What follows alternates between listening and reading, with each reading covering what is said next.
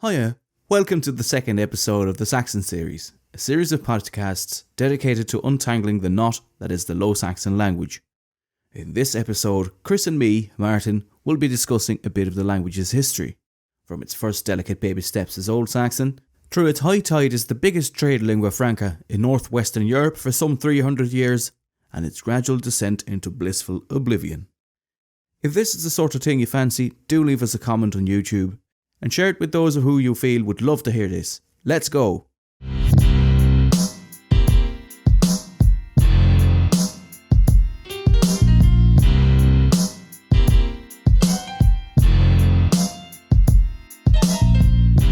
Does any given variety of Low Saxon actually deserve to be called a language? Or does Low Saxon as a whole deserve to be called a language? Or is it respectively a Dutch dialect or a German dialect? Your thoughts? Very well, thank you very much. I'd love to refer to it as a group of languages, closely related languages. And they share many features across the board.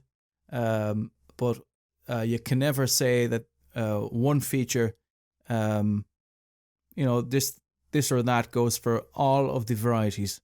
There's always some sort of obscure dialect that doesn't do what the rest does, and so it's very hard to pin it down as one exact language. So I usually call it a language group, much like how English is evolving into different sorts of Englishes. Like you have several standards like American English and British English and Irish English and New Zealand English and Australian and Shinglish and Chinglish and all that sort of stuff. And I think similarly, Low Saxon has already underwent that sort of diversion of having separate standards, and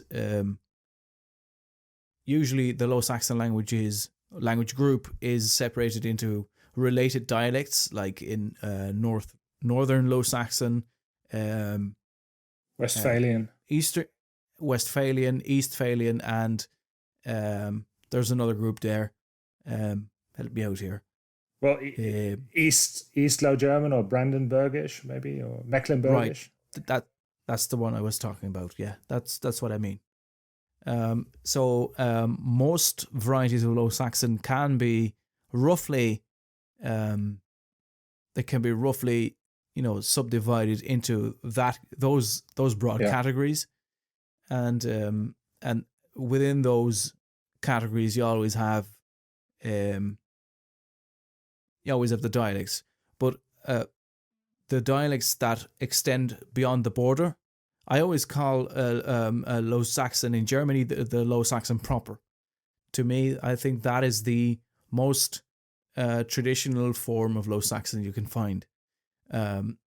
We have been in our part of the language constellation. Really, we have been very much influenced by Dutch. Which becomes apparent in our grammar, becomes apparent in our vocabulary, which we've just discussed, and in our tendency to model our Low Saxon on I Dutch find that grammar. a surprising assertion, because I would say you could say make the exact same case for how Low Saxon in Plattdeutsch, Low German in Germany has been profoundly influenced and changed by High German, which after all is rather distant from it, to the point where you can look up any piece written in Low German by a Low German writer, and you can often translate it word for word in that order with that choice of vocabulary into High German and see where they got their inspiration from and how that would have been different if they happened to have been from the Netherlands, where there was not the German influence. So I see the exact same thing happening. I see it to about the same extent, and I would moreover add that where High German or Standard German underwent a couple of vowel shifts that have pushed it further away from more northern European Germanic varieties. Dutch has not. So Dutch, you could even make a case, so this gets rather esoteric, but you could even make a case that Dutch, and it used to be classed as such, is a form of, in a very broad sense, of Low German, not Low Saxon, because Dutch is not Saxon, but of Low German, which only means that if you look at a map of Europe, you take the Netherlands, you see the Netherlands, you take that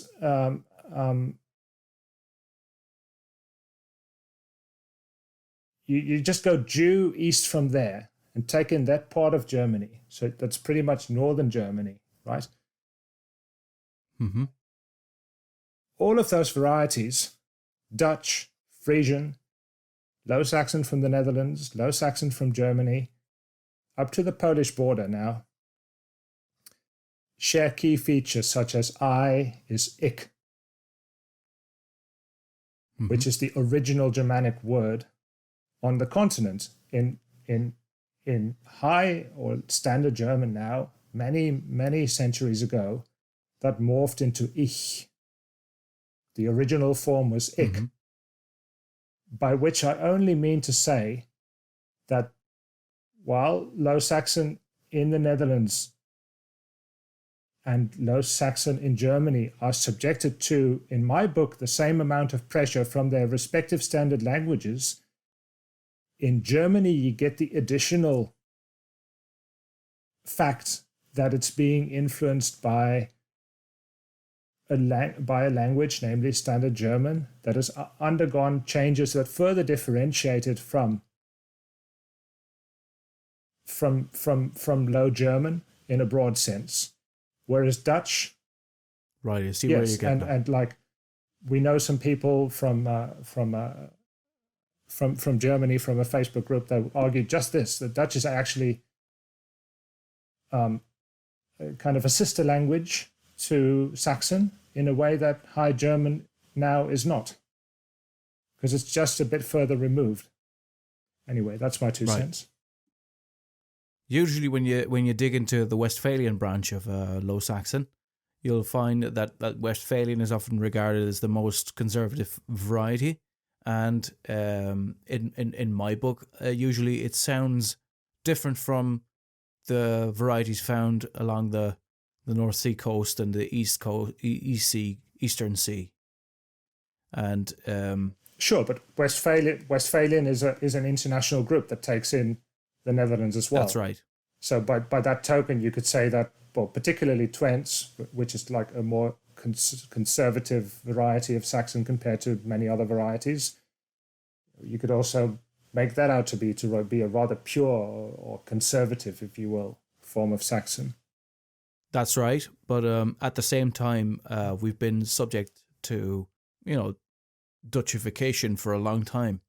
And of course, we've had two big wars making us feel not very much feel very in favor of Germany in general. So to be far removed from that would at first become apparent in the way we speak. We wouldn't want, of course, we wouldn't be able to speak standard Dutch from one day to the next. So, but we wanted to make it sound less like the Germans we'd formerly meet from across the border, right? So, I'd say with the dawn of television and radio, that would also have had a very big influence on the Low Saxon that is spoken in Twente. We'd very much wanted to model our way of speaking on modes that are found more westward. At the same time, we were taught in schools that Low Saxon is a form of Dutch. So if you put those on a scale together, moving more towards Dutch isn't a bad thing. That's a good thing, right? So because we want to model our speech as much on Dutch as possible, so making it sound like Dutch would be favourable. instead of making it sound more like our German counterparts and looking for German words or copying their vocabulary. So we'd very much move towards the Western, epicenter of Dutch. I wouldn't really agree on how that Twents would be the most conservative form of Low Saxon at all. So I'd say if you look... I was speaking incidentally about the Dutch situation, where I would class Twents and Gronings as being, yes, probably the most conservative varieties. But yes, okay, that's right. So usually Westphalian is considered the most conservative branch, and I mean Westphalian in Westphalia. Sure. So I'd call that Westphalian proper. And Twents, of course, is an extension of that. You're thinking of the Westphalian that Bommen Bearden spoke. Right. Yes. This Westphalian noble from a couple of centuries back. I don't know if he'd even have spoken. Well, he probably would have, but he would also have spoken High German, I'm sure. Exactly because he was such an important chap. Yes, but I don't believe that back in those days people would feel so strongly about Low Saxon. It would be just, I think the nationalist aspect of it is fairly new. Wouldn't you agree? As in people being aware of Low Saxon as a thing on its own and something either worth protecting or worth abandoning? Yeah, sure. No, that's right. A modern conversation. But getting back to the main question of the question we started with, of whether Low Saxon should be considered a language or a dialect, or a language group or a group of dialects of either Dutch or German. There is, by now I've encountered it so much that it should be considered a cliche, but when I first heard it, I was rather impressed that a language is a dialect that happens to have the backing of a land army and a navy, right? Something you often hear, at least in our circles. You hear it time and again. Right. Which just, it sounds a bit frivolous, but there's actually an essential point being made there. That a kernel of truth. More than a kernel, like a standard language has been standardized, sure, by prescriptive grammarians and by literature being produced in it and by laws, perhaps.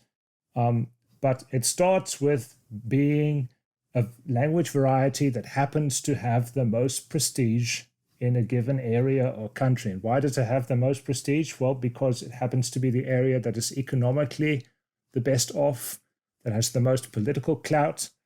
For in Germany, this balance of power shifted from the Middle Ages gradually down to the south, and in the Netherlands, that would be the west of the country, Holland. So Standard Dutch is based pretty much on Amsterdam's Hollandic. A couple of other cities thrown in for good measure, I'm sure. So in that sense, linguistically, it's rather a moot point whether any given language variety can be described as a language or a dialect, because these are extra linguistic considerations of which variety has more prestige and has had the benefit of standardization because of political backing having favored it. But now let's go back to your original question. Do you consider Low Saxon to be a language in its own, or based on the things you've just discussed? Well, I would say the logic of what I've said implies that you can make a case for either, right? You can say, I think you can make a case for it being a language, it being understood that that's something of a decision. Like, I want to see it as a language. I identify with this language. I think it's valuable. And there's no reason to just dismiss it as a phenomenon that is not even worth having its own name, a patois, a dialect, a something. Yeah, but all right. But if we take into consideration the case of Luxembourgish, which is actually more of a dialect of High German, right? But since people in Luxembourg have decided that this is a language, it is a language, full stop. So if enough people in the Low Saxon area believe that it's a language, it is a language. End of. Sure. Yes. And in preparation of this point, I wrote. And as a side thought, yeah. Is it our goal or our intention do we want to convince people that either yes it is a language or not, and that they should believe it is? Well, aside from trying to convince people to use specific terminology for anything at all, I think we should dig down to the heart of the matter, which is whatever terminology you use, you can conclude from looking at history, you can objectively conclude that Low Saxon is not a bastardized form of Dutch, as many speakers and non-speakers used to believe, and probably a good lot still do. Or on the other side of the border, the national border, it's not a bastardized form of Standard German. This is just an absolute, piece of baloney that has had currency because of the general circumstance of embarrassment and lack of knowledge, and the fact that the language was not only never taught in school, but usually never even mentioned or officially discouraged. Exactly. Yeah, you get up to the situations like the Welsh Not, where people get sort of punished for availing themselves of their native language rather than of the newly introduced national tongue. So they'd be publicly shamed for speaking it. People would be called stupid and be sat at the front of the classroom because they couldn't understand a teacher. I know these stories from my own parents, from my own uncles and aunts. Really, that alone should be clue enough that this is a language that isn't just a bastard variety of one standard language or the other. It's a language in its own right. It's different enough for young people, for children, to not understand their teacher. Yeah. And once you wrap your head around these facts, these historical facts, that we're not talking about bastardized, impure forms of speech acquired by people who are too stupid to speak another language correctly, you can start to make this a part of the current impulse to try to preserve the language or make the case that it's worth passing on to new generations. Mm-hmm. Because you can only do that once you've cleared away a number of traditional misunderstandings or frankly, lies or just complete confabulations that have clouded the waters. There are some important things to be said in favor of Low Saxon as a language, but language not in the sense of one standard language, but a group of varieties that make up a language grouping with its own tradition, a rather rich tradition, I might add, which brings us neatly to the next point of the language's history, and maybe as brief as possible an overview of it. Would you like to kick that off, Martin? Oh, right. The history of Low Saxon. You can start in 3000 BC, if you please. Well, I wasn't around at the time, but I have a very good indication of that people would speak some sort of West Germanic variety or Germanic variety in the Low Countries or in the parts where we now speak Low Saxon. And not what area or what era are we talking about? What time frame here? You were asking for 3,000 years ago, so I was thinking broadly here. Well, hang on. Hold your horses. What was Indo-European even introduced in our corner of Europe at that time? I think it probably was. Okay, but about 3,000 years ago. That's 1,000 years before Christ, right? No. I said 3000 BC. Oh, before right. Christ. I was being facetious. This is way too long ago to make any useful observations. And actually, Right. Germanic came from South Sweden, Denmark, and was not around in our patch of turf that far back. Well, let's get serious and talk about Common Era Right. after Christ times. Yes. So I think the first mention of Old Saxon or anything related to that is somewhere around the year 800 or 700 or that's, am I right? And the first instances that have been found of Old Saxon are, I think, in Utrecht. It was a certain oath that Saxon people had to pronounce to, denounce their old gods. The Old Saxon baptismal vow, that's the word I was looking for. So that's one of the oldest forms of Old Saxon that has been found. And Forsages tu diabolai, ec forsage. Exactly. Something like that. Do you forsake, there's Latin mixed in, do you forsake the devils being Woden and Saxnode and other local deities? I forsake them. Yes, right. Eg forsake. And those were the oldest words of Low Saxon written down, or Old Saxon written down. Excuse me. And what can we say about that language? Well, it was a very, very rich language, a very extensive language. I assume there must have been a wide variety of dialects back then also, because standardization is a thing of the Middle Ages or the later Middle Ages or the Renaissance or somewhere around those days. But Old Saxon had a very, very extensive grammar set of cases, much like High German and Icelandic, current Icelandic. So they had 4 cases, 5 maybe even, I'm not sure. 5 cases like accusative, nominative, dative, and I always forget. Don't look accusatively at me. Can't help you with the exact numbers. Scholars have a very good grasp of what the language was like, based on several writings that have been found, like, for instance, the Heliand, and I think Chris knows more about that than I do. So please, Chris, be my guest. Take it away. The Heliand. What can you say about it? Not all that much. I can frankly say I haven't read it up to this day. I sure want to. I've actually been meaning to order it because there are now a couple of modern Saxon translations.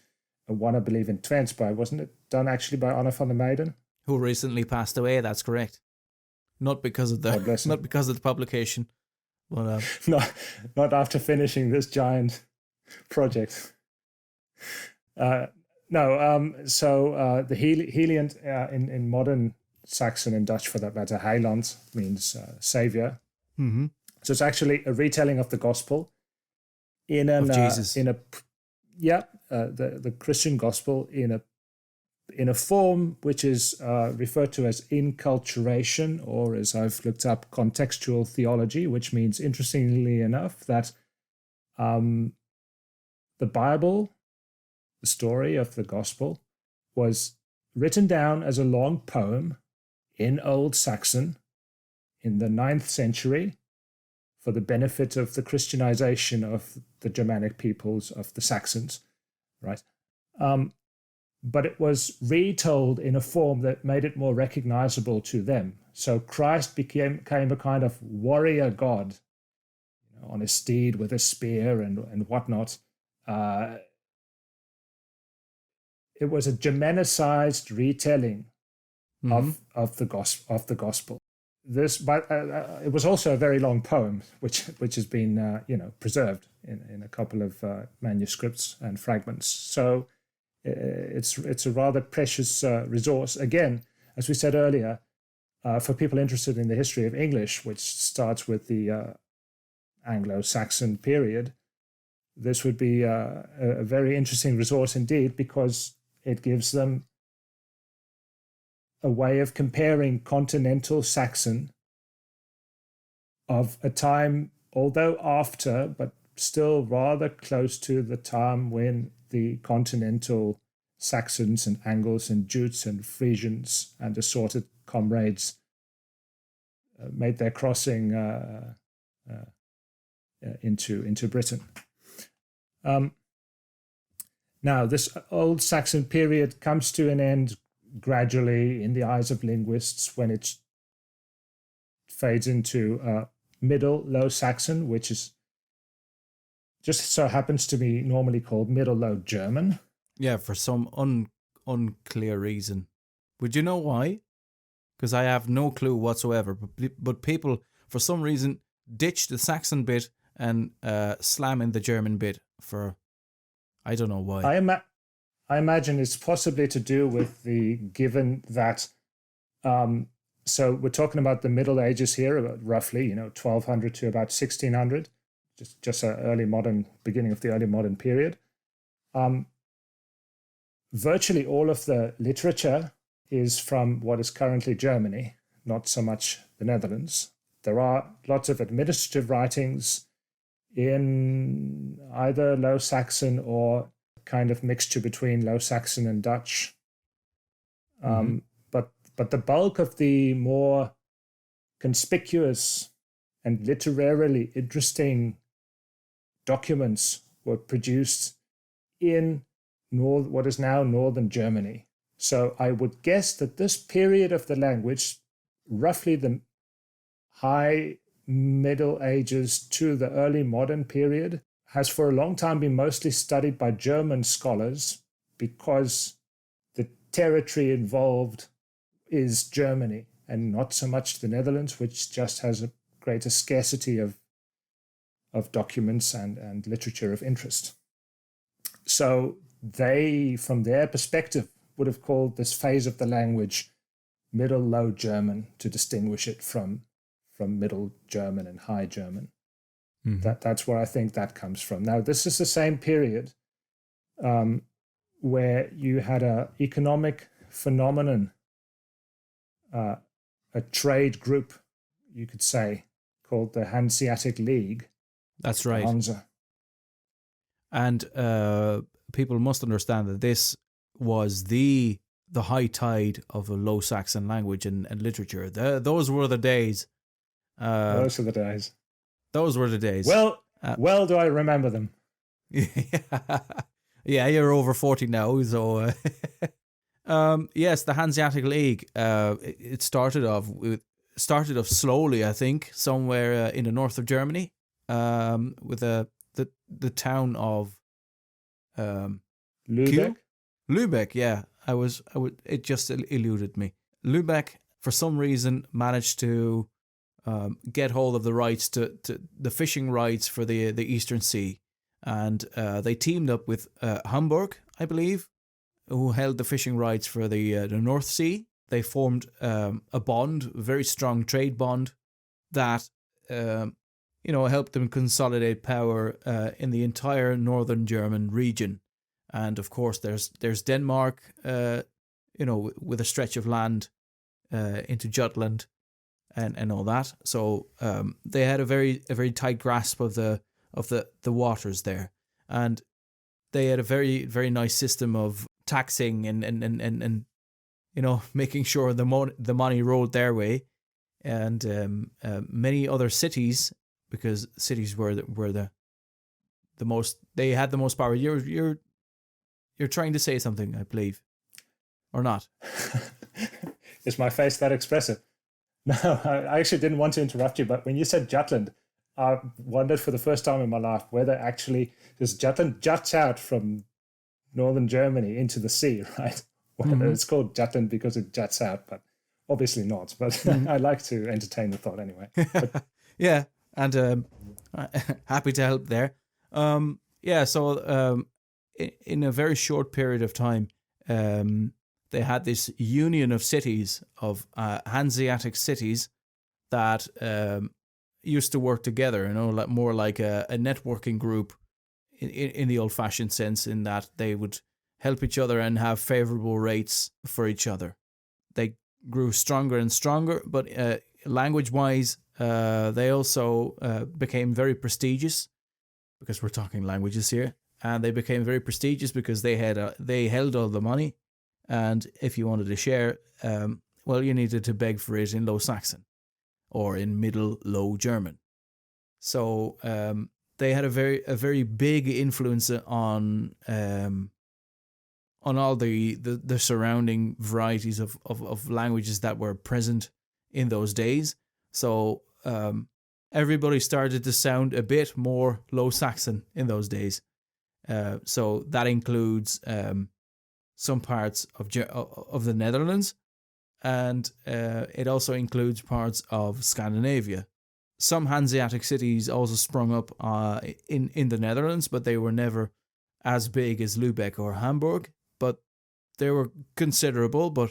And of course, they also had vassal towns and cities, small cities that for some reason were connected to those smaller cities, so to say. It's worth pointing out at this juncture, before I forget, before it slips my mind, that in our day, a new Hanseatic League has been set up, I think more for cultural cooperation and partnership than anything else, which was an initiative taken, I believe, in the early 80s, actually by my city of birth, Zwolle, in the Netherlands. Mm-hmm. Right. Your city of birth, Zwolle, was a very large regional power in those days. You were one of the Hanseatic cities, next to Kampen and Deventer, mm-hmm. and I believe Onzel. And my hometown of Riesen was some way related to Deventer, but they had Hanseatic city rights as well. So a little bit of the money rolled our way. Sure. So the Hanseatic League was, for a couple of centuries, was this loose confederation of cities which retained a lot of their own political independence, but they were united in this trading network, which was truly international. It spanned at one point most of Northern Europe, right? And they had a contour, as the offices of the Hanseatic League were called at the time, in London. I believe in the Steel Yard. You can still visit the Steel Yard. I'm not sure if the original building's still there. They had a contour in, I believe, Bergen, Norway. They had establishments in as far afield as Flanders in Belgium, present-day Belgium, mm-hmm. and in I think Bruges. Sure, yeah, and completely on Bruges, Antwerp, completely on the other side in Novgorod, mm-hmm. which is now Russia, isn't it? So mm-hmm. a gigantic spread of trade affinities, and in its wake, a lingua franca comprising both native speakers of different varieties of Low Saxon, much influenced by the standardizing example of the Lübeck variety of Low Saxon spoken in the German city of Lübeck, which also comprised non-native speakers who had to use the lingua franca in order to profit from the trade that was on offer. And mm-hmm. I guess you would probably feel passionate enough to explain a bit about how this completely changed the face of the Scandinavian languages, Norwegian, Swedish, Danish, from where it used to be Old mm-hmm. Norse to what they are today. Yes, very much love to. To give an example of how prestigious this language was, in the now capital city of Norway, Oslo, a number of documents have been found that were written in Low Saxon, but there wasn't any Low Saxon speaker involved. In Scandinavia, Low Saxon was a very prestigious language in that it would be used to, to draw up documents, legal documents. So a speaker of Low Saxon influenced Old Norse would write in Low Saxon to make his case about a possession or some legal issue towards someone else who also spoke Low Saxon influenced Norwegian or Old Norse. So that naturally had a very, very profound effect on, the languages proper spoken there. So their grammar shifted completely. They lost their cases system, the system of grammatical cases that are still present in Icelandic and Faroese, and their vocabulary became completely Low Saxonified, if that is a word I'm making up as we go along.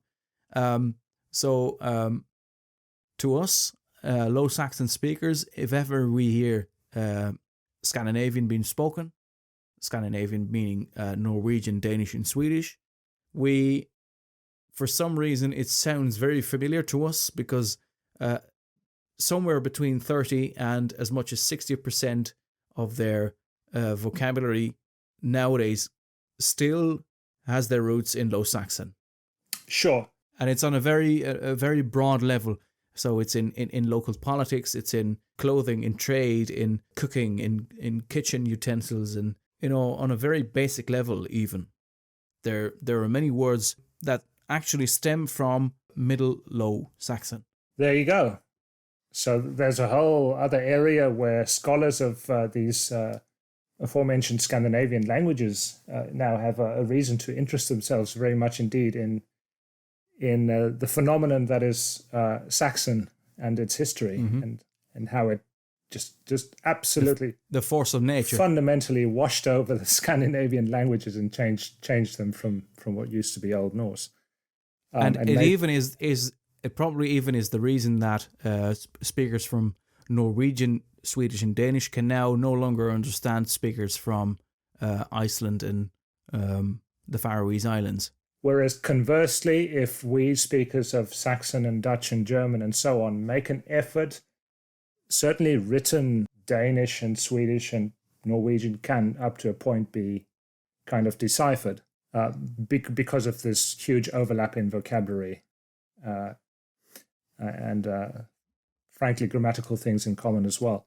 This same period saw the publication of a couple of landmark written productions in Low Saxon, such as the epic Reynke de Vos,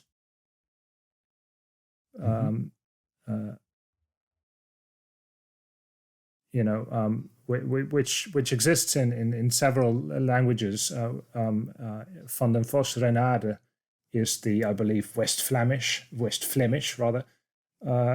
better known in the Netherlands, but for Saxon purposes, the variety of greater interest to us is actually Reynke de Vos, which was printed in Lübeck.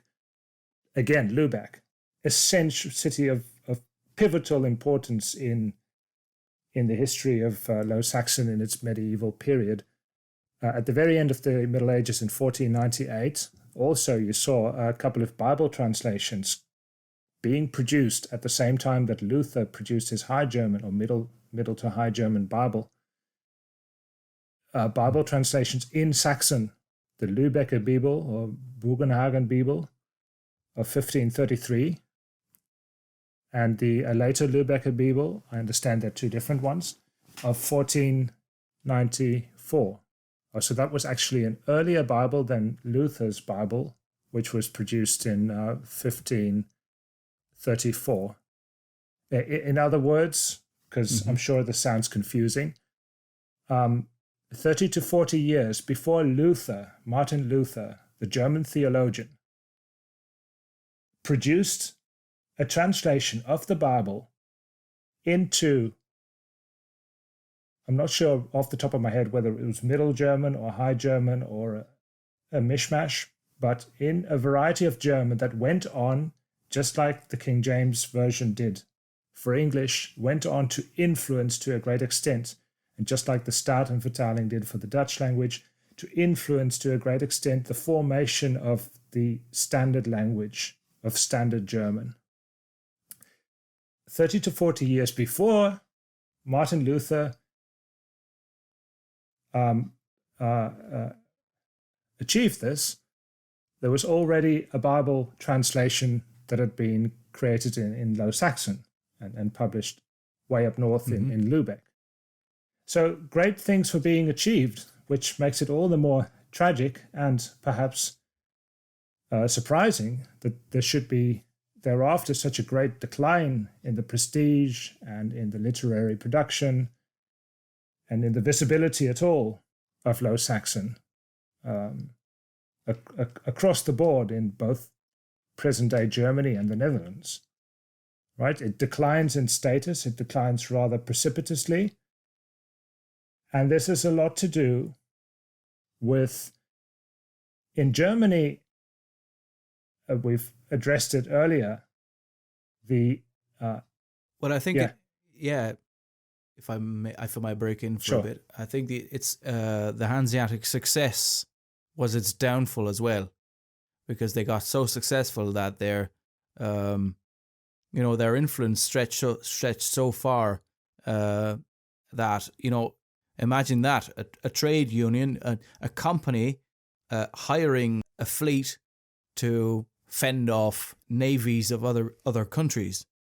So they got involved in politics too much and spent too much funds on waging war against other nations, really, because they had these tariffs they imposed on the people they dealt with, and of course they were only favorable towards themselves. So the Danish king or queen, I'm not sure, Valdemar, I think it was his name, he of course he started to not like the entire outset of how things were going. So he got together a big fleet, and I think the Swedes started to fight. At some point, the Hanseatic League was too busy fighting.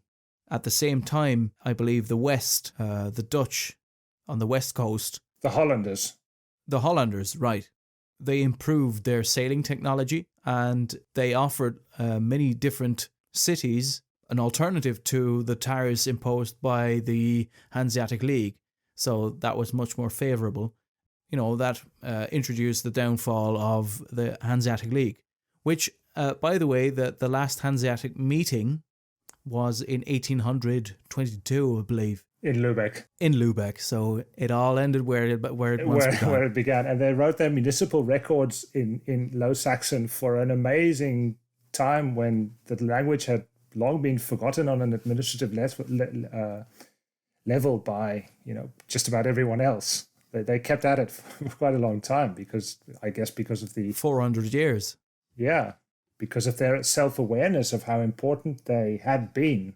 Sure, I'm not an expert myself on the rise and fall of the Hanseatic Empire. I say that, of course, as a joking reference to Gibbon's Decline and Fall of the Roman Empire, because the Hanseatic Empire was never an empire as such. It was never a country. And that may be to do, I'm just hypothesizing here, extempore, that with its decline, there was never a central authority that looked after the interests of the entire territory. It was always a loose collection of local polities, cities, that primarily had their own interests in mind. What can I get out of this? Okay. Mm-hmm.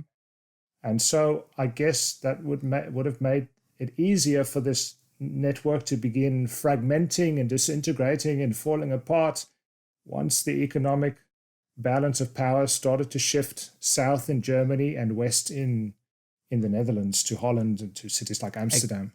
Exactly, because I think Lubeck, again, imposed certain tariffs on basically sailing past from Amsterdam to Danzig in Poland. So I'm not really sure how they did it, but at some point the people from Amsterdam and Danzig got together and decided that they're going to do things differently and not make the stopover in Lubeck, but sail on directly to Danzig. And of course, that was much more favourable for both Amsterdam and Danzig. But of course, it left Lubeck out of the equation, and they didn't like that very much. So they sent a big fleet, like, all right, so if you want to sail past, here's our fleet. Please do sail into the harbour first and pay your due debt. As you were saying, they were a loose confederation of cities with their own interests at heart. So at some point they forgot, the agreements they had with one city at the cost of others. So things that once worked didn't hold out. Sure. I think there was if that makes sense. Sure. I think there were actually city-states in a very real sense, in that cities like Hamburg and Bremen still call themselves the free and Hanseatic city of. And exactly. And of course, the centralized state of Germany was a long way in the making still. It did not exist. So you had more local political entities, and I guess a great sense of or a great degree of autonomy of these cities in question and these traders in question. So anyway, into the 1600s, 1700s was really a low tide for the Low German language, where it was still spoken pretty much universally. This is the big difference between the low tide of then, if you will, and the low tide of now. Now the language is actually disappearing. Back then, it did not disappear at all. It was still everybody's language, but it lost prestige, and that was the first leg that had to be sawn from under the language for the process to begin, where it could come to the current stage of partial disappearance. For a language to disappear, it first has to lose heart. It has to stop believing in itself. It has to start believing in its own inferiority compared to, well, in our cases, either Dutch or German, depending on where you happen to live, right? So in terms of literature, much less was being produced, of much less refinement and interest. There are some incidental pieces, short plays, and wedding songs, the Brofteleden, which are interesting enough, but like in the grand scheme of things, then they're not new Heliands and Reynke de Vos, right? It's just not in that league and on that level, and certainly not written with the same ideas in mind of what the language was suitable for. The language became more a way of classing and characterizing the mode of speech of peasants, of certain groups of the population, and of differentiating them from other more refined population groups. So into the 20th century, you just see the same thing continuing to go on.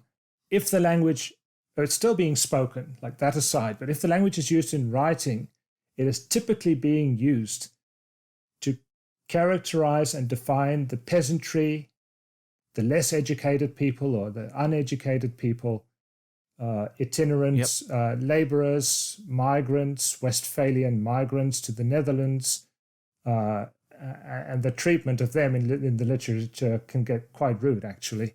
And then... Yes, they were always portrayed as backwards, right?